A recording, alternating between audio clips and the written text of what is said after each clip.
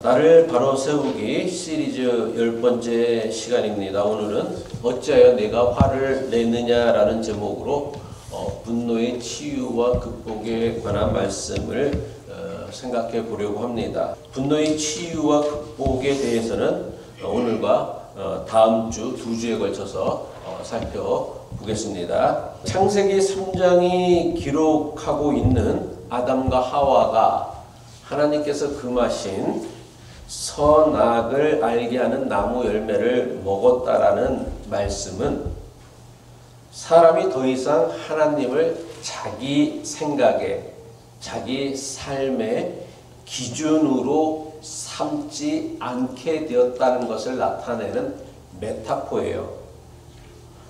선악을 알게 하는 나무 열매를 먹기 이전에 사람에게 선이란 무엇이었습니까? 하나님의 말씀에 순종하는 것이 선이었어요. 그래서 하나님께서 금하신 나무 열매를 먹지 말라고 하면 그것을 안 먹는 게 선이었어요. 그러니까 하나님 말씀에 순종하는 것이 선이었고, 그리고 악이란 무엇이냐? 하나님 말씀에 불순종하는 것이었습니다. 한마디로 하나님 말씀만이 선과 악, 옳고 그름을 나누는 유일한 기준이었습니다. 하지만 사람이 하나님께서 금하신 선악을 알게 하는 나무 열매를 먹음으로 사람은 하나님이라는 기준을 거절한 거예요. 대신에 자기가 스스로 선과 악, 옳고 그름을 구분하는 기준이 되어진 것입니다. 하나님 대신 자기의 생각과 자기의 판단을 선과 악, 옳고 그름을 구분하는 기준으로 삼았다는 것입니다. 그 결과가 무엇입니까? 사람이 선악을 알게 하는 나무 열매를 먹은 이후에 사람에게 선이란 자기에게 유리한 것, 자기에게 좋은 것은 선이 되어졌고요. 악한 것은 무엇이냐? 자기에게 불리한 것, 자기에게 나쁜 것은 다 악한 것이라 여기게 되어졌습니다. 사람이 하나님의 말씀과 뜻을 따라 살아갈 때 사람은 어디에서 살 수 있었습니까? 에덴 동산에 살 수 있었습니다. 그럼 에덴 동산이란 뭐에 대한 메타포일까요? 에덴 동산이란 하나님 나라에 대한 메타포라는 거예요. 하나님 나라가 뭐예요? 하나님의 뜻, 하나님의 통치가 이루어지는 곳이 하나님 나라라고 하잖아요. 성경에서는요. 에덴 동산이 왜 낙원이었느냐? 왜 하나님 나라냐? 거기에는 하나님의 뜻이 이루어지는 곳이었기 때문이었습니다. 하지만 스스로 하나님과 같아진 아담과 하와는 더 이상 에덴 동산에 있을 수가 없게 되어졌습니다. 그래서 창세기는 하나님께서 아담과 하와를 에덴 동산에서 쫓아냈다라고 기록하고 있습니다. 하지만 진실은요, 스스로 하나님과 같아지려고 한 인간이 더 이상 에덴 동산에서 살 수가 없는 거예요. 에덴 동산이란 뭐를 의미하는 거라고요? 하나님 나라, 하나님의 뜻, 하나님의 통치, 다스림, 하나님 말씀에 순종하는 사람만이 살아가는 곳이었어요. 그런데 이제는 스스로 자기가 하나님이 되어졌으니 하나님 뜻만 이루어지는 에덴 동산에서는 사람이 살 수가 없는 거예요. 그래서 사실은 쫓겨났다고는 하지만 스스로 에덴 동산을 나온 것이다라고 해도 저는 크게 해석에 무리가 없다라고 생각합니다. 에덴 동산에서 에덴 동산에서 나온 아담과 하와는 아들을 낳게 되어집니다. 아들의 이름을 가인이라고 했습니다. 그리고 가인의 동생 아벨도 낳았습니다. 동생 아벨은 뭐 하는 사람이었어요? 주일학교를 안 나오셨나? 양을 치는 사람이었고요. 그의 형 가인은 뭘 하는 사람이었어요? 농사를 짓는 사람이었습니다. 가인과 아벨은 각각 자기의 노동을 통하여 얻은 결실을 가지고 어느 날 하나님께 제물을 바쳤다라고 창세기는 기록하고 있습니다. 가인은 자기가 농사지은 농산물로 하나님께 제물을 바쳤고, 아벨은 자기가 기르던 양떼의 첫 번째 얻은 새끼의 기름을 제물로 바쳤다고 성경은 기록합니다. 그런데 무슨 영문인지는 모르지만 하나님께서 형 가인의 제물은 받지 않고 동생 아벨의 제물만 받으셨다라고 창세기는 기록하고 있습니다. 가인과 아벨의 이 제물 이야기를 하면 대부분의 교인이 가장 먼저 가지게 되어지는 의문이 있어요. 여러분은 이 이야기를 들으면서 어떤 의문을 가졌습니까? 그렇죠. 맞아요. 하나님께서는 왜 아벨의 제물만 받으시고 형 가인의 제물은 받지 않으셨을까? 이게 가장 먼저 드는 의문일 거예요. 그런데 창세기 4장에는 하나님께서는 왜 아벨의 제물만 받으시고 가인의 제물은 받지 않으셨는지에 대한 설명이 없어요. 구체적인 설명, 자세한 설명이 없습니다. 그래서 지금까지 많은 설교자가 이 의문에 대하여 다양한 설명을 시도하였습니다. 아마 여러분들도 여러 교회를 다녀보셨으니까 이런 설교 한 번쯤은 들어보셨으리라 생각합니다. 아벨은 가장 좋은 양의 첫 번째 새끼를 드렸지만 가인은 농사 지은 가운데 가장 질이 떨어지는 형편없는 것을 드렸기에 하나님께서 받지 않았다라고 설교합니다. 또 어떤 설교자는 가인의 제사에는 농산물이니까 당연히 피 흘림이 없겠죠.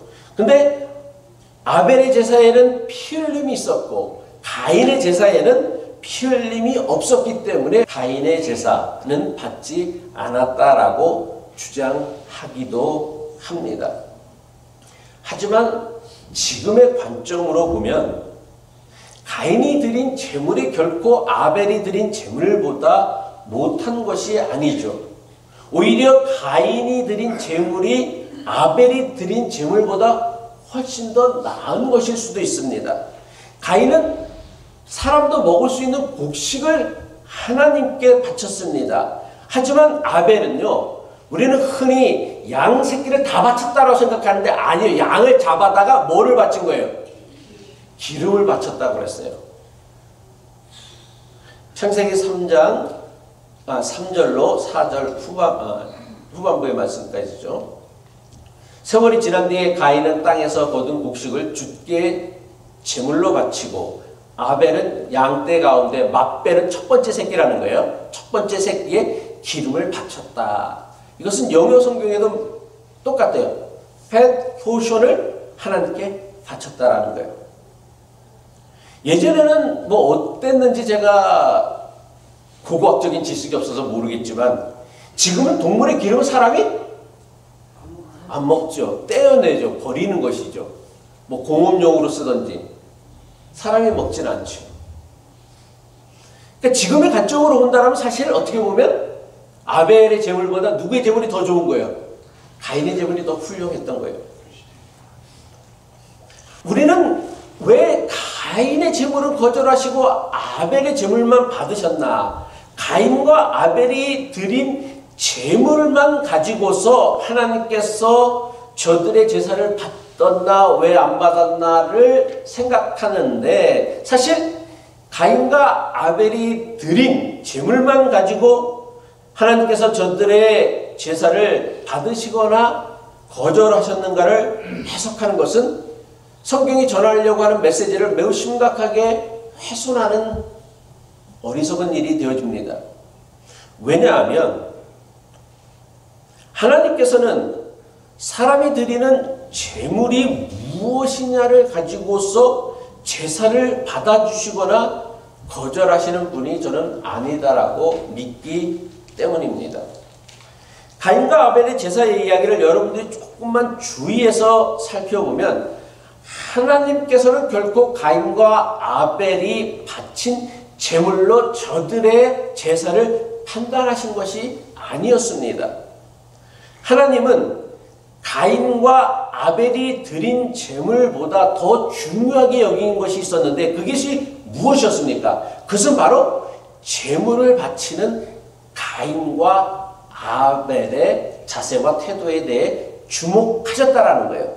그래서 창세기 말씀을 보면은 창세기 4장 4절 후반부터 5절까지 말씀이죠. 주께서 아벨과 그가 바친 제물은 반기셨으나 가인과 그가 바친 제물은 반기지 않으셨다. 성경은 기록하고 있어요. 다시 말해서 주께서 아벨의 제물을 반기셨고 가인의 제물은 반기지 않으셨다라고 성경이 기록한 것이 아니라 아벨과 그가 바친 제물, 가인과 그가 바친 제물이라고 성경은 분명하게 기록하고 있다라는 거예요. 이게 무엇을 의미하느냐면 성경에서 하나님께 드리는 제사는 단지 제물을 바치는 게 전부가 아니에요.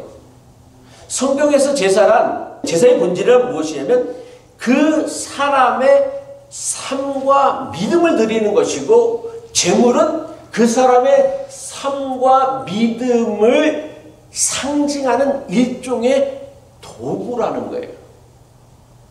다시 말하여서 아무리 훌륭하고 값비싼 제물이라도 제물을 드리는 사람의 삶과 믿음이 따르지 않는 제사는 하나님께서 받지 않으신다라는 거예요. 하나님께서 받으시는 것은 사실은 제물이 아니라 뭐예요? 제물을 드리는 사람의 삶과 믿음이라는 것이죠. 이것은 오늘날 우리가 제물로 드리는 헌금도 마찬가지입니다. 너무나 많은 교인이요, 자기가 드리는 헌금을 하나님께서 받으신다라는 착각을 해요. 근데 저는 이건 매우 위험한 생각이라고 믿습니다. 하나님께서 받으시는 것은요, 여러분들이 드리는 헌금이 아니에요. 여러분들이 드리는 헌금은 누가 받는 거예요? 누가 받아요? 목사가 받아요? 예? 교회가 받죠. 교회, 정확히 얘기하면 교회 재정부에서 받죠.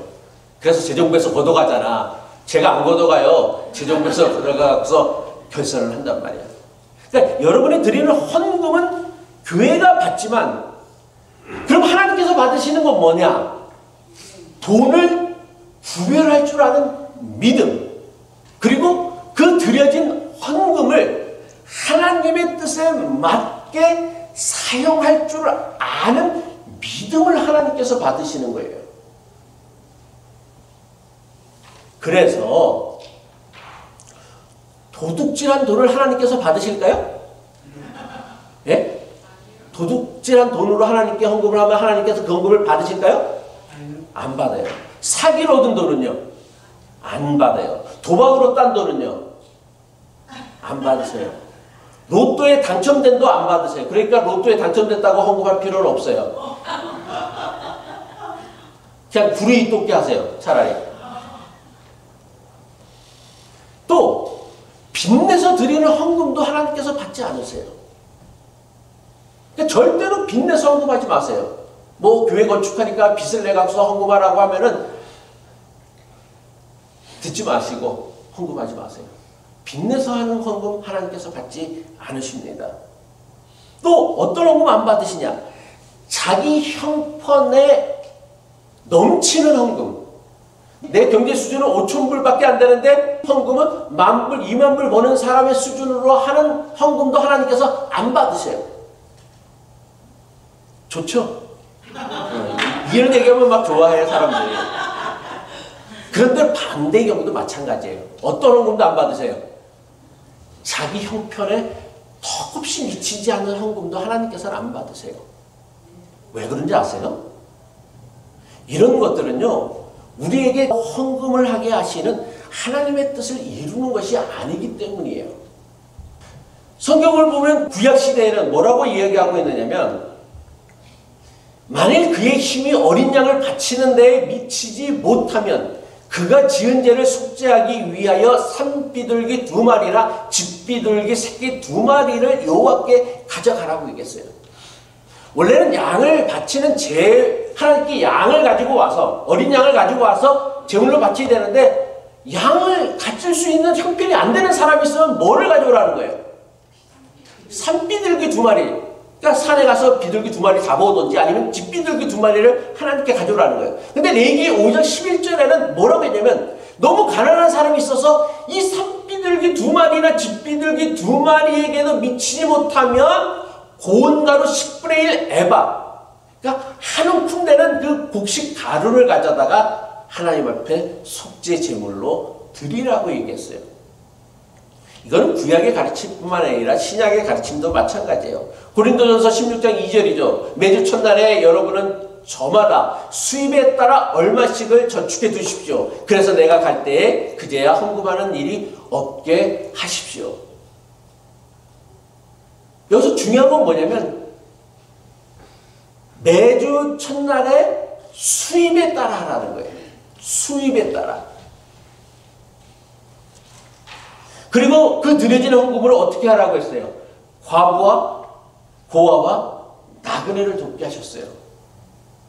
왜 이렇게 하셨습니까? 경제적인 약자들을 도와서 경제적인 차별, 빈부의 차이를 우리가 사는 세상에서 극복해 가시고 해결해 가시고 또 서로 돕게 하셨다는 거예요. 그러니까 헌금을 하게 하신 중요한 하나님의 뜻은 뭐냐면 경제적인 차별, 빈부의 차이를 극복하게 하는 방법이란 말이에요. 가난한 사람이 자기 형편에 넘치도록 헌금을 하는 것도 하나님의 뜻을 어긋나는 것이 되지만 자기 형편은 이렇게 되는데 헌금은 정말 생생내는 식으로 하는 것도 하나님께서는 원치 않으시는 거예요. 이렇게 갖고서는 어떻게 되는 거예요? 경제적인 차별을 극복할 수 없기 때문에. 하지만 재물보다 더 중요한 것은 뭐냐면 우리의 삶을 바치는 거예요. 인생이란 근본적으로 뭐예요? 하나님 앞에서 살아가는 거란 말이에요. 따라서 우리의 인생 그 자체가 바로 하나님에게 바쳐지는 제사란 말이에요.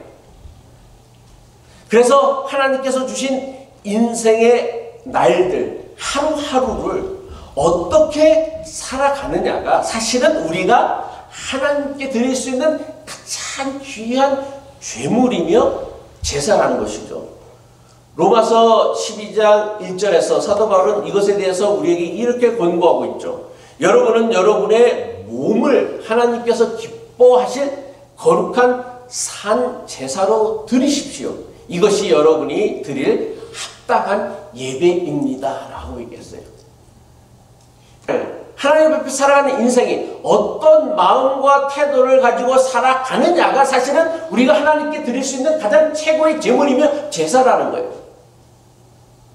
하지만 가인과 아벨의 제사 이야기는 하나님께서는 왜 가인의 제물은 거부하시고 아벨의 제물만 받으셨는가를 가르쳐주기 위한 말씀은 아니에요.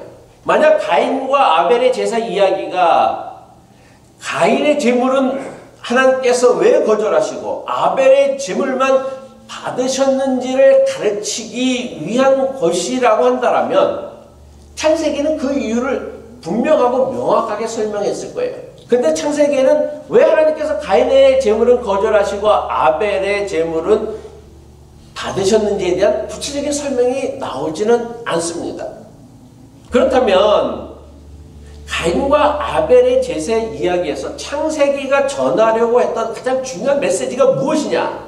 그것은 바로 자신이 바친 제물을 거절당하자 가인이 보였던 반응이고 가인이 보였던 반응에 대한 하나님의 가르침이 사실은 창세기가 전하려고 했던 핵심 메시지라는 것이죠.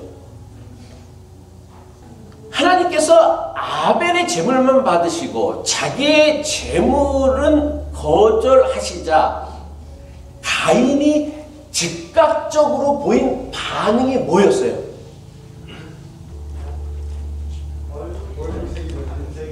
얼굴색이 왜 변했어요? 그렇지. 창세기 4장 5절의 말씀이죠. 가인과 그가 바친 제물은 반기지 않으셨다. 그래서 가인은 몹시 화가 나서 얼굴색이 변하였다라고 창세기는 기록하고 있습니다. 그러니까 자기 제물이 하나님 앞에 거절당하자 가인이 가장 먼저 보인 반응이 뭐라고? 화가 났다는 거예요. 그러면 가인은 누구에게 화가 난 것일까요? 아벨이에요? 하나님이에요? 예? 아벨이요? 아니, 아벨이 뭐 잘못했다고. 하나님이죠. 그렇다면 가인은 왜 하나님께 화가 났을까? 왜 화났을까? 아예 아벨 것도 안 받고 가인 것도 안 받았다라면 그렇게 화는 안 났을 거예요. 그지? 근데 아벨은 받고 자기 것만 거절하신 거야. 그래서 가인은 분노한 것입니다.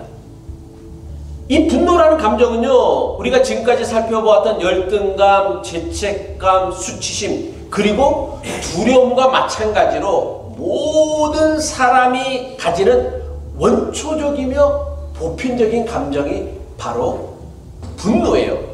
그래서 분노를 느끼지 않고 살아가는 사람은 아마 세상에 한 명도 없을걸요? 심지어 동물도 분노해요. 동물도 분노한다고. 두려움과 분노, 이것은 사람은 물론이고 모든 동물도 가지고 있는 가장 원초적인 감정이라는 거예요. 그렇다면 사람은 주로 어떨 때 화가 납니까? 여러분은 주로 어떨 때 화가 나요? 여러분들이 남편에게 화가 날 때는 언제예요? 내 말. 맞아요. 사람들이 가장 주로 화를 내는 경우는 남편이 내 말을 안 듣거든. 아내가 내 말을 안 듣거든. 자식 새끼가 내 말을 지지리도 안 듣거든.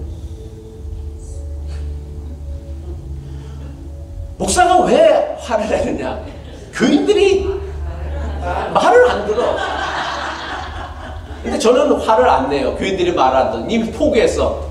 하도 안 들어가고서. 교인들이 목사에게 화를 낼 때는 언제예요? 목사가 자기 기대대로, 자기 생각대로, 자기가 부탁한 대로 행동해지지 않으니까 화가 난단 말이야. 사장이 화가 날 때는 언제예요? 직원들이 자기가 지시한 대로 행동하지 않아. 그럼 화가 나. 그럼 직원들은 언제 화가 날까? 사장이 나를 제대로 대우를 안 해줘. 자기 기대한 대로 대우를 안 해줘. 그럼 화가 나는 거예요. 제가 무슨 얘기를 하려고 하냐면, 사람에게 분노라는 감정이 드는 근본적인 이유가 뭐냐? 사람이 스스로 하나님과 같아져 갖고요, 다른 사람을 자기의 기준과 잣대로 판단하기 때문이에요. 다시 말해, 자기 생각과 판단을 옳고 그름의 유일한 기준으로 여긴다라는 거예요. 그래서 나만 옳고 너는 틀렸다고 생각하는 거예요. 아니, 남편이 내 말을 꼭 들어야 돼? 남편은 남편대로의 기준이 있는 거예요. 아내가 꼭 내 말을 들어야 돼? 아내는 아내대로의 기준이 있는 거예요. 근데 왜 화가 나느냐? 왜 내가 옳고 너는 틀렸는데 왜 너는 내 옳은 말을 따르지 않느냐라고 생각하기 때문에 남편에게 화가 나고 아내에게 화가 나고 자식들에게 화가 나는 거란 말이야. 이건 목사와 교인의 관계도 마찬가지고요. 그러니까 나만 옳고 너는 틀렸다고 여기니까 무슨 생각을 하는 거야? 너는 내 말을 들어야 돼 라고 생각을 하는 거예요. 그런데 다른 사람도 다 자기들만의 기준이 있는 거예요. 그래서 오죽하면 내만 같은 사람은 세상에 하나도 없어요. 이거를 명심을 해야 되는데 사람들은 다 내만 같은 줄 아나 봐. 그리고 그 마음은 항상 옳다라고 생각을 하는 그 착각에 빠져 살아가요. 왜? 다 선악을 알게 하는 나무 열매를 먹은 죄인이기 때문이라는 것이죠. 그래서 화가 나는 거란 말이야. 여러분, 가인의 분노는요, 얼핏 보면은 대단히 타당해 보이죠. 그죠? 아니, 뭐 다 분명한 이유도 없이 자기의 제물만 하나님께서 거절하셨네? 얼마나 억울해. 기분 나빠.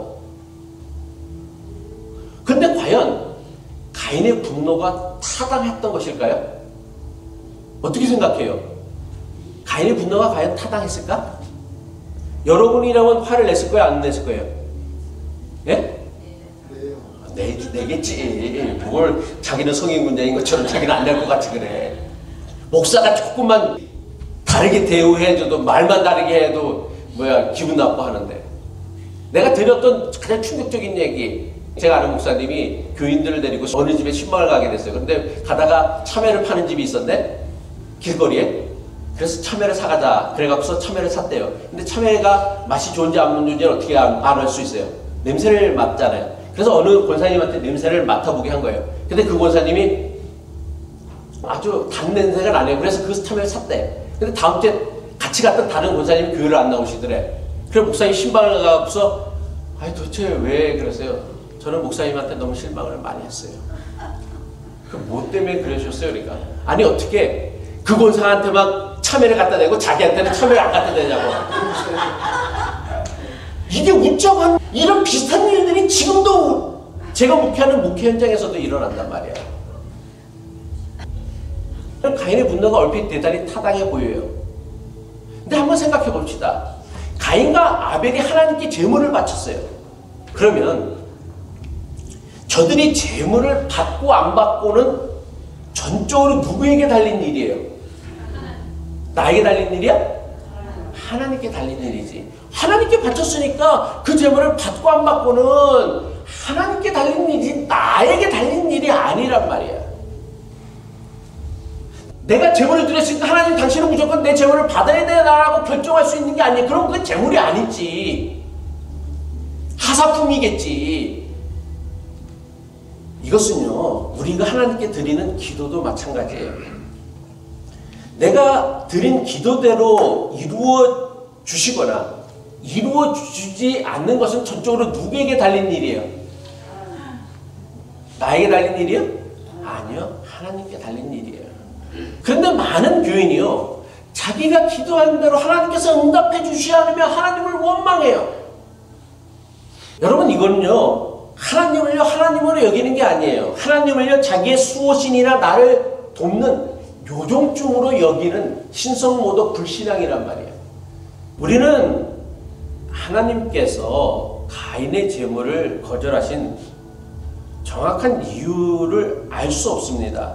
하지만 하나님은 하나님만의 이유로 아벨과 그의 제물은 받으시고 가인과 가인의 제물은 받지 않으신 거예요. 그런데 내 생각으로 내 판단으로 하나님께서 하시는 일이 마음에 들지 않는다고 하나님께서 하시는 일에 대하여 좋다 나쁘다 옳다 그르다라를 제멋대로 단정하고 판단하고 생각하는 것은 뭐 때문에 그래요? 왜 그러는 거예요? 우리는 하나님을 믿는 사람이 아니라 하나님을 이용하는 사람이기 때문에 그렇다라는 거예요. 다시 말하여 자기 스스로 하나님이 되었기 때문에 하나님은 내 생각, 내 기대, 내 바람, 내 원하는 대로 다 그대로 이루어 주어야 한다라고 생각하는 거예요. 가인이 왜 하나님께 화를 냈을까요?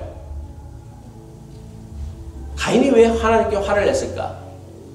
가인은 자기의 제물을 받지 않는 하나님을 어떻게 여긴 거예요? 잘못했다, 틀렸다라고 여긴 거란 말이에요. 그래서 화가 난 거예요. 하나님이 내 제물도 거절하실 수 있지. 하나님이시니까 뭔가 나에게 문제가 있겠지라고 한 번이라도 생각할 수 있었다라면, 하나님을 하나님으로 한 번이라도 그가 생각했다라면 가인은 절대로 화를 내지 않았을 거예요. 남편이나 아내에게 화를 내기 이전에 그래, 남편에게 남편 나름대로의 사정이 있었겠지. 아내는 아내 나름대로의 사정이 있었겠지. 화를 내기 전에 자식에겐 자식 나름대로의 뭔가 사정이 있었겠지를 생각한다면 그렇게 즉각적으로 화를 내지는 않았을 거예요. 가인은 하나님께 제물을 바치면서도 하나님께서 선과 악, 옳고 그름을 나누시는 분이라 여긴 게 아니란 말이야. 자기가 스스로 하나님이 되어져서 자기의 제물을 받아주시는 것은 옳은 일이고 자기의 제물을 거절하는 것은 잘못된 일이다라고 여긴 거란 말이야. 그러니까 누가 선과 악의 기준이 되어진 거야? 내가. 그래서 내 제물을 받아주셔야 하나님은 좋으신 분이고 내 제물을 거절하시면 하나님은 틀린 분이야. 잘못하신 일이야. 그래서 화가 나는 거란 말이야. 하나님께 화를 내는 가인에게 하나님께서 묻습니다. 하나님이 뭐라고 묻으시죠? 예? 월급색이 왜 그러냐? 뭐 그렇게 얼굴색에 집중을 하죠? 네? 네? 창세기 4장 6절이에요. 말씀이에요. 주께서 가인에게 말씀하셨다. 어찌하여 내가 화를 내느냐? 얼굴색이 변한다라는 건 영어 성경에는 다운캐스트, 얼굴을 떨어뜨렸다라고 얘기했는데, 화가 나면 얼굴이 피가 거꾸로 치솟아 올라가고 얼굴이 빨개지잖아. 그 핵심 포커스는 뭐냐? 어찌하여 내가 화를 내느냐 물으셨어요. 하나님의 질문은, 야, 네가 건방지게 나에게 화를 내? 감히? 이게 아니에요. 하나님께서는요, 화를 내는 가인에게 어떻게 물으셨냐면, 내가 어찌하여 화를 내고 있는지 한번 생각해 보라는 거예요. 어째서 화를 내고 있는지. 여러분, 우리가 하나님께 제물을 바친다는 게 무엇을 의미합니까? 나는 결코 하나님이 될 수 없다라는 걸 고백하는 거죠. 그래서 자기는 하나님의 뜻대로 하나님의 도우심을 구하며 살아갈 것을 고백하는 게 제사이고, 그게 예배란 말이야. 여러분이 왜 하나님 앞에 예배해? 내 뜻대로 내 생각대로 다 살아갈 것 같으면 뭘 하나님 앞에 나와서 예배 드릴 필요가 뭐 있어? 내 마음대로 살아가면 되는 거지. 그냥 내 뜻대로 살아가면 되는 거, 내 욕심대로 살아가면 되는 것이지. 근데 여러분들이 일단 하나님 앞에 나와서 예배를 드린다는 건 뭐예요? 내가 틀렸다라는 걸 인정하는 거야. 내가 하나님이 아니다라는 걸 인정하는 거란 말이야. 그래서 내가 하나님의 말씀대로, 하나님의 인도하심을 따라, 하나님의 도우심을 따라, 하나님의 은혜를 따라 살아가겠다고 고백하는 게 예배 아니에요? 하지만 가인은요, 하나님께 제물을 바치면서도 하나님께서 자기의 뜻대로, 자기의 기대대로, 자기가 원하는 대로 움직여야 한다라고 여긴 거예요. 이거는요, 하나님을 믿는 게 아니라 하나님을 이용하는 거예요. 그래서 하나님께서 자기의 기대대로, 자기의 뜻대로, 자기의 생각대로 움직여주지 않으시자 하나님께 화를 낸 거란 말이야. 말씀을 마칩니다. 내가 들어보니까 이야기를 제일 좋아하더라고, 우리 교인들이. 이야기할 때가 제일 좋대. 분노라는 감정이 기원은 뭐냐? 스스로 하나님과 같아지려고 하지만 결코 하나님이 될 수 없는 사람에게 나타나는 원초적인 감정이란 말이에요. 우리는 다 하나님과 같아져서 자기만의 잣대와 기준을 갖고 살아가는 사람이기에 우리는 분노라는 감정이 드는 걸 피할 수가 없어요. 왜? 나는 하나님이 아닌데 우리는 하나님과 같이 생각하고 판단하고 있거든. 그런데 내 뜻대로 되는 건 하나도 없어, 사실. 내 기대대로, 내 바람대로 되는 거 없어. 하다못해 남편도 아내도 자식 새끼도 안 돼. 사업은 여러분 뜻대로 됩니까? 그러니 분노가 드는 게 당연하단 말이에요. 하지만 분노가 들 때마다 우리가 가장 먼저 생각해야 될 것은 자기의 뜻대로 되지 않자 화를 내는 가인에게 물으셨던 하나님의 질문이에요. 어찌하여 내가 화를 내느냐? 우리는 분노할 때마다 가장 먼저 이 하나님의 질문을 떠올려야 돼요. 분노라는 감정이 드는 것은 어쩔 수가 없어요. 근데 화를 내고 그 화가 죄가 되어지는 것은 또 다른 차원의 문제란 말이야. 내가 이 분노라는 감정에 휩쓸려서 죄를 짓기를 원치 않는다라면 우리가 가장 먼저 생각해야 될 것은 뭐냐면 분노라는 감정이 들 때마다 가장 먼저 뭐를 생각해야 돼? 내가 어찌하여 화를 내느냐? 여러분, 이 생각만 할 수 있어도요, 우리는 분노의 절반은 다스릴 수 있는 거예요. 분노의 마음에 들 때마다 혹시 내가 하나님의 자리를 차지하고 앉아서 모든 것들을 내 마음대로, 다른 사람들을 내 기준대로 다스리려고 했던 것은 아닌지 생각해 보아야 한다는 것입니다. 바로 여기에서부터 분노라는 원초적인 감정을 다스릴 수 있는 그 길이 열릴 것입니다. 질문은 카톡으로 해 주시기 바라겠습니다.